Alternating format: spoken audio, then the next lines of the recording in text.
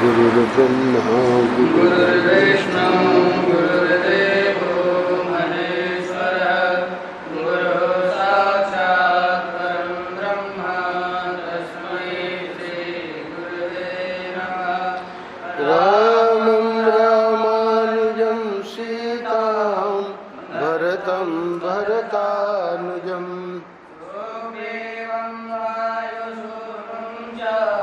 प्रणमामि पुनः पुनः। नमोऽस्तु रामाय सलक्ष्मणाय देव्यै च तस्यै जनकात्मजायै।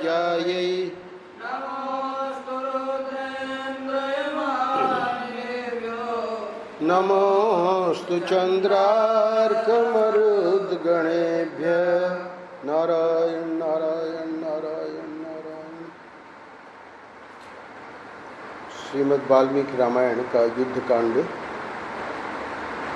123वां अध्याय कल पूरा हुआ और ये 5 अध्याय शेष हैं। भगवान ने हनुमान जी को भेजा है और कहा कि ये गुह को भी मिलना और भरत जी को भी मिलना। श्री रामचंद्र जी ने 14वां वर्ष पूर्ण होने पर पंचमी तिथि को भरद्वाज आश्रम में पहुंचकर मन को वश में रखते हुए मुनि को प्रणाम किया। इसी अध्याय में भेजेंगे। तपस्या के धनी भरद्वाज मुनि को प्रणाम करके श्री राम ने उनसे पूछा, भरद्वाज जी को पूछ रहे हैं, हे भगवान, आपने अयोध्यापुरी के विषय में भी कुछ सुना है? क्योंकि भरद्वाज जी का आश्रम प्रयाग में है तो अयोध्या पास में है। वहाँ सुकाल और कुशल मंगल तो है ना? भरत प्रजा पालन में तत्पर रहते हैं ना? मेरी माताएं जीवित हैं ना? श्री रामचंद्र जी के इस प्रकार पूछने पर महामुनि भरद्वाज ने मुस्कुराकर उन रघुश्रेष्ठ श्री राम से प्रसन्नतापूर्वक कहा, हे रघुनंदन, भरत आपकी आज्ञा के अधीन हैं। वे जटा बढ़ाए आपके आगमन की प्रतीक्षा करते हैं। आपकी चरण पादुकाओं को सामने रखकर सारा कार्य करते हैं। आपके घर पर और नगर में भी सब कुशल हैं। भरद्वाज जी कहते हैं कि पहले जब आप महान वन की यात्रा कर रहे थे उस समय आपने चीर वस्त्र धारण कर रखा था और आप दोनों भाइयों के साथ तीसरी केवल आपकी स्त्री थी। आप राज्य से वंचित किए गए थे और केवल धर्म पालन की इच्छा मन में ले कर सर्वस्व त्याग कर पिता की आज्ञा का पालन करने के लिए पैदल ही जा रहे थे। सारे भोगों से दूर हो स्वर्ग से भूतल पर गिरे हुए देवता के समान जान पड़ते थे। हे शत्रु विजयी वीर, आप कैकेयी के आदेश के पालन में तत्पर हो जंगली फलमूल का आहार करते थे।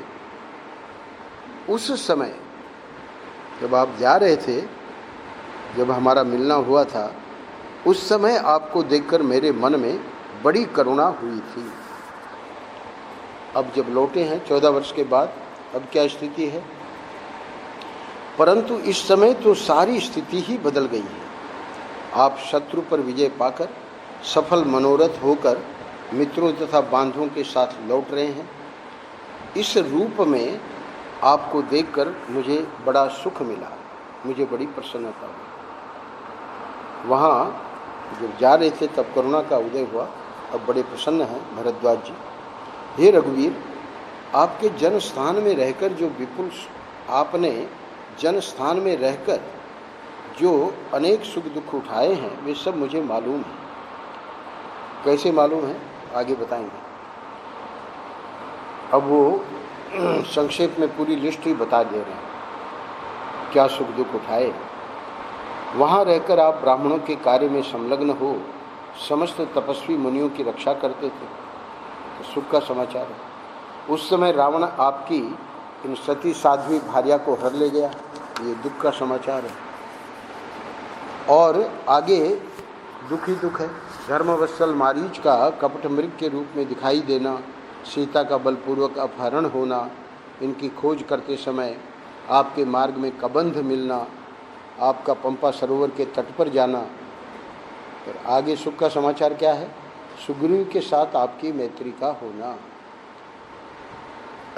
आपके हाथ से बाली मारा गया। सीता की खोज पवन पुत्र हनुमान के द्वारा हुई। उनका अद्भुत कर्म, सीता का पता लग जाने पर नल के द्वारा समुद्र पर सेतु का निर्माण और हर्ष और उत्साह से भरे हुए वानर यूथपतियों द्वारा लंकापुरी का दहन, पुत्र, बंधु, मंत्री, सेना और सवारियों सहित बलाभिमानी रावण का आपके द्वारा युद्ध में वध होना, उस देवकंटक रावण के मारे जाने पर देवताओं के साथ आपका समागम होना। हम लोगों ने श्रवण किया कि रावण के मारे जाने पर सभी देवता लोग आए और उस समागम के बाद आपको जो वर प्राप्त हुआ, ये सारी बातें मुझे, ये सब बताया तो किसी ने है नहीं, मोबाइल का ज़माना था नहीं, सारी बातें मुझे तप के प्रभाव से ज्ञात है। भरद्वाज जी की तपस्या अद्भुत है, पूरा का पूरा सब वर्णन कर दिया। अच्छा, अब जो आपको ये अयोध्या के बारे में मैंने पूछा तो बोले वो तो मेरे प्रवृत्ति नामक जो शिष्य हैं वो यहाँ से अयोध्यापुरी को जाते रहते हैं, अतः मुझे वहाँ का वृत्तांत मालूम होता रहता है। आगे भरद्वाज जी कहते हैं कि हे शस्त्रधारियों में श्रेष्ठ श्री राम, यहाँ मैं भी आपको एक वर देता हूँ, यानी आपकी जो इच्छा हो उसे आप मांग लो। आज मेरा अर्घ्य और आतिथ्य सत्कार ग्रहण करें और कल सवेरे अयोध्या को जाइएगा। तो भरद्वाज जी प्रार्थना करते हैं तो भगवान रुक जाते हैं। अब हनुमान जी को भेजेंगे अगले अध्याय में। मुनि के उस वचन को शिरोधार्य करके हर्ष से भरे हुए श्रीमान राजकुमार श्री राम ने कहा, बहुत अच्छा। अर्थात जो वर देने के लिए उन्होंने कहा है, अगर भगवान मांग लेते हैं तो उनका सम्मान हो जाता है। तो क्या वर मांगा? हे भगवान, यहाँ से अयोध्या जाते समय मार्ग के सब वृक्षों में समय न होने पर भी फल उत्पन्न हो जाएं। इंद्र से भी ये कहा था, मानो कि वो उधर के लिए कहा था और अब यहाँ के लिए इनको भरद्वाज जी को कह रहे हैं। और वे सब के सब मधु की धारा टपकाने वाले हों, उनमें नाना प्रकार के बहुत से अमृतोपम सुगंधित फल लग जाएं। पूरी वानरी सेना साथ में है, उनका परिवार भी साथ में है वानरी सेना का, तो इन लोगों के लिए भोजन की जो व्यवस्था है, भरद्वाज जी ने कहा ऐसा ही होगा। आगे चमत्कार देखिए।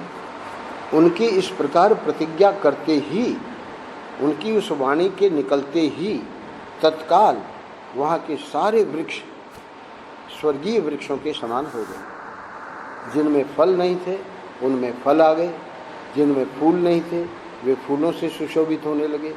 सूखे हुए वृक्षों में भी हरे हरे पत्ते निकल आए और सभी वृक्ष मधु की धारा बहाने लगे। अयोध्या जाने का जो मार्ग था उसके आसपास 3 योजन तक के वृक्ष ऐसे ही हो गए। फिर तो वे सहस्रों श्रेष्ठ वानर हर्ष से भरकर स्वर्गवासी देवताओं के समान अपनी रुचि के अनुसार प्रसन्नतापूर्वक उन बहुसंख्यक दिव्य फलों का आस्वादन करने लगे। एक रात रुकना है तो इनके भोजन की भी व्यवस्था हो गई। और अगले अध्याय में वर्णन कर रहे हैं वाल्मीकि जी। भरद्वाज आश्रम पर उतरने से पहले विमान से ही अयोध्यापुरी का दर्शन करके अयोध्या वासियों तथा सुग्रीव आदि का प्रिय करने की इच्छा वाले शीघ्र पराक्रमी रघुकुल नंदन श्री राम ने यह विचार किया कि कैसे इन सब का प्रिय हो। अयोध्या का दर्शन तो विमान से ही हो गया था, पर अब यहाँ एक रात रुकना है, कल वहाँ पहुँचना है, तो उनका प्रिय कैसे होवे, उनको खबर कैसे पहुँचाई जाए।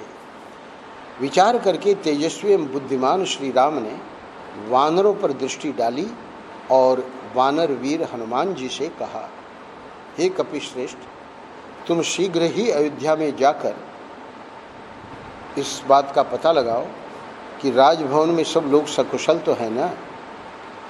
अच्छा, सिर्फ अयोध्या ही मत जाना, श्रृंगवेरपुर में पहुंचकर वनवासी निषाद राज गुह से, यानी ये पहले आएंगे, अयोध्या बाद में आवेगी, तो गुह से भी मिलना और मेरी ओर से कुशल कहना। मुझे सकुशल, निरोग और चिंता रहित सुनकर निषाद राज गुह को बड़ी प्रसन्नता होगी, क्योंकि वह मेरा मित्र है, मेरे लिए आत्मा के समान है। निषाद राज गुह प्रसन्न होकर तुम्हें अयोध्या का मार्ग और भरत का समाचार भी बता देंगे। भरत के पास जाकर तुम मेरी ओर से उनका कुशल पूछना। अब यहाँ आप देखिएगा भगवान राम कितने सावधान हैं आगे के श्लोकों में। और उन्हें सीता एवं लक्ष्मण सहित मेरे सफल मनोरथ होकर लौटने का समाचार बताना। बलवान रावण के द्वारा सीता जी के हरे जाने का, क्योंकि भरत जी को कुछ पता नहीं है कि क्या क्या घटनाएं हुई हैं, तो भगवान कह रहे हैं कि ये सब समाचार, सुग्रीव से बातचीत, रणभूमि में बाली का वध, सीता जी की खोज, और तुमने जो महान जल राशि से भरे हुए अपार महासागर को लांघकर जिस तरह सीता का पता लगाया था, यानी क्या क्या खबर तुमको देनी है। ये महत्वपूर्ण प्रसंग है। क्यों? क्योंकि शिष्य को, भक्त को उतना ही करना है जितना उसको आदेश दिया जाता है। महर्षि कलकत्ता में थे, एक संस्मरण याद आ गया महर्षि का। तो केवल किशन सेठी वहाँ कलकत्ता पहुँचे। खैर वो जिस कार्य के लिए आए थे तो महर्षि ने कर दिया। कुछ कुंडली वगैरह देखनी थी बच्चे की शादी के लिए। तो अब महर्षि की यात्रा होनी थी दिल्ली, और फिर दिल्ली से वृंदावन।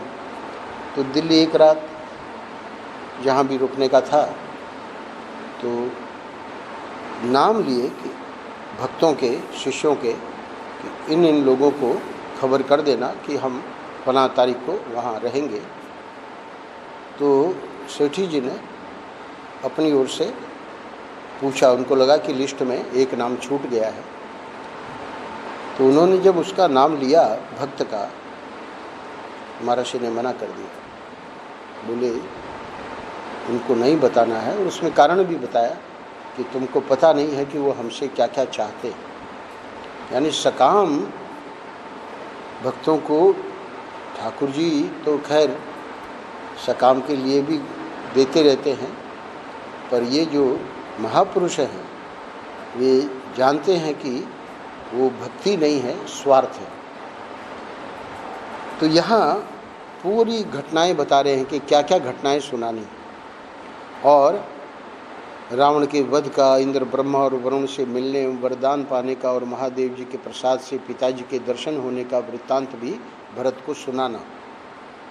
हे सौम्य, फिर भरत से यह भी निवेदन करना कि श्री राम शत्रुओं को जीतकर परम उत्तम यश पाकर सफल मनोरथ होकर राक्षस राज विभीषण, वानर राज सुग्रीव तथा अपने अन्य महाबली मित्रों के साथ आ रहे हैं और प्रयाग तक आ पहुँचे हैं।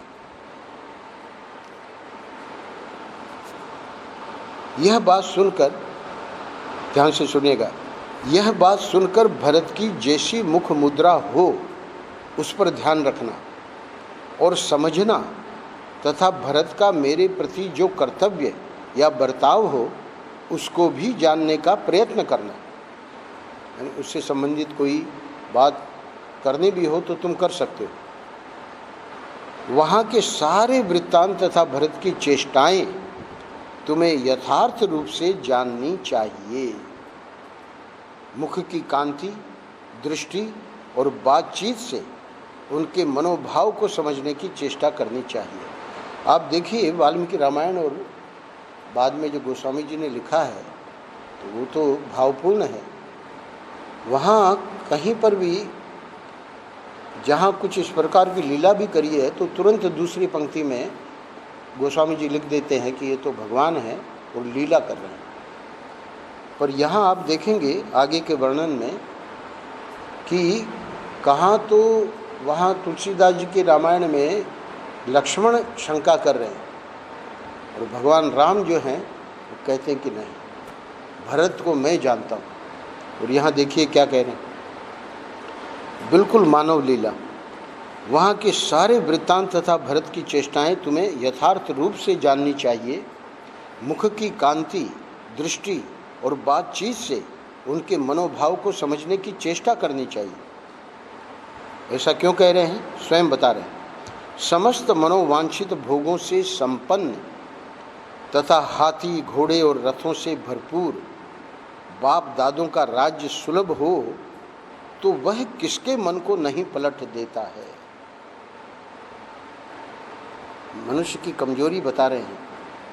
यदि कैकेयी की संगति अथवा चिरकाल तक राज्य वैभव का संसर्ग 14 वर्ष होने से श्रीमान भरत स्वयं ही राज्य पाने की इच्छा रखते हो, अगर तुमको ये जो वार्तालाप से पता लग जाए तो फिर हम क्या करेंगे, सुनो। तो वे रघुकुल नंदन भरत बेखटके समस्त भूमंडल का राज्य करें। क्या अर्थ हुआ, मुझे उस राज्य को नहीं लेना है। उस दशा में हम कहीं अन्यत्र रहकर तपस्वी जीवन व्यतीत करेंगे। टीकाकारों ने जो बात कही वो ब्रैकेट में दे दी है। हे वानरवीर, तुम भरत के विचार और निश्चय को जानकर जब तक हम लोग इस आश्रम से दूर न चले जाएं तभी तक शीघ्र लौटें। आगे वर्णन तो ऐसा नहीं आया है कि वो लौट आए, तो भगवान समझ गए होंगे। तो अंतर्यामी है, वैसे तो लीला ही कर रहे हैं। श्री रघुनाथ जी के इस प्रकार आदेश देने पर पवनपुत्र हनुमान जी मनुष्य का रूप धारण करके तीव्र गति से अयोध्या की ओर चल दिए। जैसे गरुड़ किसी श्रेष्ठ सर्प को पकड़ने के लिए बड़े वेग से झपट्टा मारते हैं, उसी तरह पवनपुत्र हनुमान तीव्र वेग से उड़ चले। अपने पिता वायु के मार्ग यानी अंतरिक्ष को, अंतरिक्ष वायु का मार्ग है, पिता का मार्ग है, जो पक्षीराज गरुड़ का सुंदर गृह है, लांघ कर गंगा और यमुना के वेगशाली संगम को पार करके श्रृंगवेरपुर में पहुंचकर पराक्रमी हनुमान जी निषाद राज गुह से मिले और बड़े हर्ष के साथ सुंदर वाणी में बोले। उनसे क्या कहते हैं, तुम्हारे मित्र ककुस्थ कुलभूषण सत्य पराक्रमी श्री राम सीता और लक्ष्मण के साथ आ रहे हैं और उन्होंने तुम्हें अपना कुशल समाचार कहलाया है। वे प्रयाग में हैं और भरद्वाज मुनि के कहने से उन्हीं के आश्रम में आज पंचमी की रात बिताकर कल उनकी आज्ञा ले वहाँ से चलेंगे। तुम्हें यहीं श्री रघुनाथ जी का दर्शन होगा। यानी भगवान ने ये कह दिया था कि रूह को हम दर्शन देते हुए और फिर अयोध्या जाएंगे। गुह से यूँ कहकर महातेजस्वी और वेगशाली हनुमान जी बिना कोई सोच विचार किए बड़े वेग से आगे को उड़ चले। उस समय उनके सारे अंगों में हर्ष जनित रोमांच हो आया था। तो संभव है गुरु ने बता भी दिया हो कि अयोध्या किधर की ओर है। मार्ग में उन्हें परशुराम तीर्थ, वालुकिनी नंदी, वरुथी, गोमती और भयानक सालवन के दर्शन हुए। कई हजारों प्रजाओं तथा समृद्धिशाली जनपदों को देखते हुए कपिश्रेष्ठ हनुमान जी तीव्र गति से दूर तक का रास्ता लांघ गए और नंदीग्राम के समीपवर्ती खिले हुए वृक्षों के पास जा पहुँचे। अर्थात गुरु ने बता दिया कि आपको नंदीग्राम में ही वो मिलेंगे, अयोध्या में नहीं मिलेंगे। तो वहीं वे वृक्ष देवराज इंद्र के नंदन वन और कुबेर के चैत्ररथ वन के वृक्षों के समान सुशोभित होते थे। उनके आसपास बहुत सी स्त्रियां अपने उन पुत्रों और पौत्रों के साथ जो वस्त्राभूषणों से भली भांति अलंकृत थे विचरती और उनके पुष्पों का चयन करती थी। वहाँ पूरा वर्णन कर रहे हैं वाल्मीकि जी। अयोध्या कहाँ थी, एक कोस की दूरी पर। तो यहाँ पर यानी नंदीग्राम में आश्रमवासी आश्रम में ही निवास कर रहे थे। नंदीग्राम में भरत को देखा जो चीर वस्त्र और काला मृग चर्म धारण किए दुखी एवं दुर्बल दिखाई देते थे। क्यों? कल अवधि बीतने वाली है, 14 वर्ष। रामचरितमानस में बहुत सुंदर वर्णन है। तो दुखी एवं दुर्बल हैं, सोच रहे हैं कि पता नहीं क्या मेरा ऐसा अपराध है कि भगवान का कोई भी संकेत ही नहीं मिल रहा है। उनके सिर पर जटा बढ़ी हुई थी, शरीर पर मैल जम गई थी। भाई के वनवास के दुख ने उन्हें बहुत ही कृश कर दिया था। फल मूल ही उनका भोजन था। वे इंद्रियों का दमन करके तपस्या में लगे हुए थे और धर्म का आचरण करते थे। सिर पर जटा का भार बहुत ही ऊंचा दिखाई देता। 14 वर्ष जटा बढ़ गई थी। बड़े नियम से रहते थे, उनका अंतःकरण शुद्ध था और वे ब्रह्मर्षि के समान तेजस्वी जान पड़ते थे। कृष थे, दुर्बल थे, पर तेज जो है वो तपस्या का उनके चेहरे पे। रघुनाथ जी की दोनों चरण पादुकाओं को आगे रखकर वे पृथ्वी का शासन करते थे। भरत जी चारों वर्णों की प्रजाओं को सब प्रकार के भय से सुरक्षित रखते थे। उनके पास मंत्री, पुरोहित और सेनापति भी, ध्यान से सुनिएगा, उनके पास मंत्री, पुरोहित और सेनापति भी योग युक्त होकर रहते और गेरुए वस्त्र पहनते थे। अयोध्या के वे धर्मानुरागी पुरवासी भी उन चीर और काला मृगचर्म धारण करने वाले राजकुमार भरत को उस दशा में छोड़कर स्वयं भोग भोगने की इच्छा नहीं करते थे। यानी भरत का जो आदर्श जीवन था उसका अनुकरण सभी अयोध्यावासी कर रहे थे। 14 वर्ष बिना किसी भोग के रहना, मनुष्य देह धारण करके आए हुए दूसरे धर्म की भांति उन धर्मज्ञ भरत के पास पहुंचकर पवन कुमार हनुमान जी हाथ जोड़कर बोले। अब हनुमान जी क्या कहते हैं? हे देव, आप दंडकारण्य में चीर वस्त्र और जटा धारण करके रहने वाले जिन श्री रघुनाथ जी के लिए निरंतर चिंतित रहते हैं, उन्होंने आपको अपना कुशल समाचार कहलाया। यानी ये जब आए थे तो चित्रकूट में आए थे, तो मानो कि इनको यही है कि दंडकारण्य में भगवान रह रहे हैं। इनको नहीं पता कि सीता का अपहरण हो गया और ये सब घटनाएं हो गई। तो भगवान ने इसलिए कहा हनुमान जी को कि ये सब बातें उनको बताना, ताकि उनको पता तो लगे कि अब क्या क्या कार्य करके आ रहे हैं। एकदम पुष्पक विमान में देखेंगे तो कैसे क्या, तो इसलिए हनुमान जी सब बातें बताएंगे। उन्होंने अपना कुशल समाचार कहलाया है और आपका भी कुशल पूछा है। अब आप इस अत्यंत दारुण शोक को त्याग दीजिए। अब ये शोक का जो 14 वर्ष से आपको ये दुख है, उसका अब कोई स्थान नहीं। मैं आपको बड़ा प्रिय समाचार सुना रहा हूँ। आप शीघ्र ही अपने भाई श्री राम से मिलेंगे। आगे भरत जी कहेंगे, क्योंकि इन्होंने तो कह दिया मिलेंगे, पर फिर भी कुछ न पुष्पक विमान दिख रहा है न कुछ दिख रहा है। तो हनुमान जी वही हैं। बोले कि ऐसा तो नहीं कि जो वानर चंचल होते हैं तो तुमने हमको ऐसे ही कह दिया। भरत जी को लगेगा कि ये तो कह रहे हैं कि आप शीघ्र ही अपने भाई श्री राम से मिलेंगे। तो वहाँ वो अवधि बीत रही है और भगवान दिख ही नहीं रहे। भगवान श्री राम रावण को मारकर मिथिलेश कुमारी को वापस ले सफल मनोरथ होकर अपने महाबली मित्रों के साथ आ रहे हैं। उनके साथ महातेजस्वी लक्ष्मण और यशस्विनी विदेह राजकुमारी सीता भी हैं। उपमा दे रहे हैं वाल्मीकि जी, जैसे देवराज इंद्र के साथ सच्ची शोभा पाती है, उसी प्रकार श्री राम के साथ पूर्ण कामा सीता जी सुशोभित हो रही। हनुमान जी के ऐसा कहते ही कैकेयी कुमार भरत सहसा आनंद विभोर हो, यानी अब अपने को संभाल नहीं पाए, पृथ्वी पर गिर पड़े और हर्ष से मूर्छित हो गए। तत्पश्चात 2 घड़ी के बाद उन्हें होश हुआ और वे उठकर खड़े हो गए। उस समय रकुल भूषण श्रीमान भरत ने प्रियवादी हनुमान जी को बड़े वेग से पकड़कर दोनों भुजाओं में भर लिया और शोक संसर्ग से शून्य परमानंद जनित विपुल अश्रु बिंदुओं से वे उन्हें नहलाने लगे। फिर इस प्रकार बोले। अब भरत जी क्या कहते हैं, हे भैया, तुम कोई देवता हो या मनुष्य, मनुष्य रूप में आए हैं, जो मुझ पर कृपा करके यहाँ पधारे हो। हे सौम्य, तुमने जो यह प्रिय संवाद सुनाया है, इसके बदले मैं तुम्हें कौन सी प्रिय वस्तु प्रदान करूं? मुझे तो कोई ऐसा बहुमूल्य उपहार नहीं दिखाई देता जो इस प्रिय संवाद के तुल्य होवे।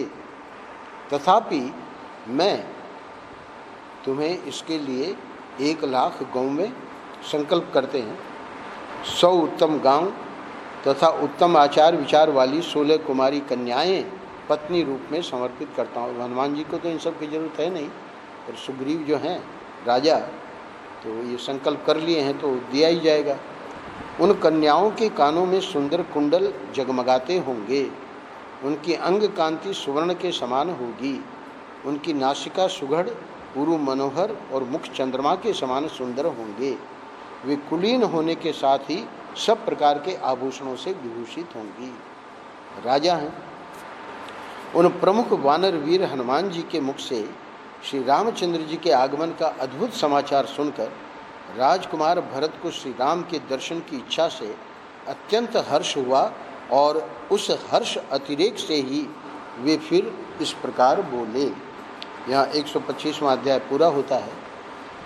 अब अगले अध्याय में भरत जी क्या कहते हैं, क्योंकि यहाँ आप देखें कि भरत जी महर्षि कहा करते थे कि कोई प्रसन्न होवे और उसकी मुट्ठी बंद रहे तो उसके प्रसन्न होने का कोई अर्थ ही नहीं। तो यहाँ वाल्मीकि जी ने वर्णन किया है कि यद्यपि वो कहते हैं कि मुझे तो कोई ऐसा बहुमूल्य उपहार नहीं दिखाई देता जो इस प्रिय संवाद के तुल्य हो, पर फिर भी इस प्रकार संकल्प करते हैं।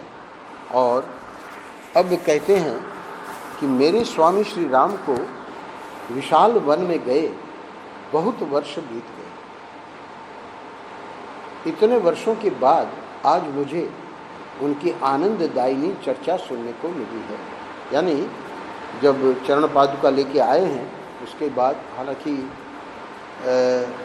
गोस्वामी जी ने तो वर्णन किया है कि जब हनुमान जी पर्वत लेके जा रहे थे तो भरत ने बाण मारा और उस समय हनुमान जी का भरत का मिलाप हुआ था। और यहाँ वाल्मीकि रामायण में कोई प्रसंग नहीं, तो इसलिए कह रहे हैं कि 14 वर्ष ही समझ लीजिए, उसके बाद ये मुझे आज चर्चा सुनने को मिली है। यहाँ एक श्लोक कहते हैं, कल्याणी बत गाथेयम लौकिकी प्रतिभाति मां एति जीवंत मानंदो नरम वर्ष शतादम। यानी इस श्लोक में सब लोगों के लिए एक संदेश है। क्या? आज यह कल्याणमयी लौकिक गाथा मुझे यथार्थ जान पड़ती है, यानी तुम जो समाचार लाए हो वो सत्य ही हो। तो इसका अर्थ क्या हुआ? 14 वर्ष हमने प्रतीक्षा की ना, तो मनुष्य यदि जीता रहे, यानी कल्पना करो कि शोक में आके अपनी आत्महत्या कर ले या व्यक्ति बहुत गलत काम कर लेता है, तो यहाँ संदेश क्या दिया जा रहा है? मनुष्य यदि जीता रहे तो उसे कभी न कभी हर्ष और आनंद की प्राप्ति होती ही है। ये कभी नहीं सोचना चाहिए कि अब ये कष्ट आ गया है और अब ये कष्ट कभी दूर नहीं होगा। महाराज श्री तो यहाँ तक कहते थे कि जीव को भगवान ने अमर बना रखा है, जीव मर ही नहीं सकता। पहले से ही 84 लाख ड्रेसेज तैयार रखी है कि तुम ये शरीर छोड़ोगे तो इन 84 लाख में से जो भी तुमको पसंद हो इसको ले लो। तो इसलिए ये तो आगे की बात है, पर इसी जीवन में कह रहे हैं कि मनुष्य यदि जीता रहे तो उसे कभी न कभी हर्ष और आनंद की प्राप्ति होती ही है, भले ही वह 100 वर्षों बाद हो। ये एक उद्गार है भरत जी का। और आगे कह रहे हैं कि हे सौम्य, श्री रघुनाथ जी का और वानरों का यह मेल जोल कैसे हुआ? जो तुम कह रहे हो कि वानर आ रहे हैं, हालांकि वो सब रूप बदलने में कुशल थे, इसलिए मनुष्य का रूप लेकर ही आवेंगे। तो ये जो तुम कह रहे हो, ये बात हमको समझ में नहीं आई। किस देश में और किस कारण को लेकर हुआ, यह मैं जानना चाहता हूँ, मुझे ठीक ठीक बताओ। यानी ये तुम कह रहे हो कि इतना सब और भी आ रहे हैं, आने को तो ये 3 ही गए थे और 3 ही आने थे। चलो तुम जो है सूचना लेके आए, तो हमको तो नहीं पता तुम देवता हो या क्या हो, पर उनके लिए तो जो भी उनके हृदय में था वो संकल्प कर लिया कि ये हम तुमको देते हैं पुरस्कार रूप में। पर ये वानरों का और ये मेल जो है रघुनाथ जी का, वो तुम हमको बताओ। राजकुमार भरत के इस प्रकार पूछने पर उस आसन पर बैठाए हुए हनुमान जी ने श्री राम का वनवास विषयक सारा चरित्र उनसे कह सुनाया।